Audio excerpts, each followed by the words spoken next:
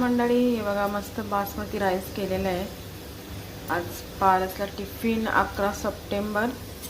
इथं आहे fry rice बनवत आहे, झटपट असा राईस बनवते त्याला टिफिनसाठी। चला तर इथे शेजवान सॉस आहे आणि झटपट राईस होतं। तुम्हाला बनवायचं असेल तर फक्त हा सॉसच टाकायचा आपल्याला। हा बघा, चला टाकते मी तुम्हाला दाखवते। राईस आहे बघा, सॉस टाकायचा असा घासून घ्यायचा।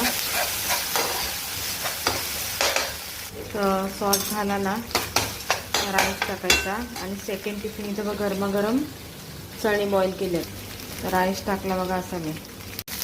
मस्त असा राईस रेडी झाला बघा।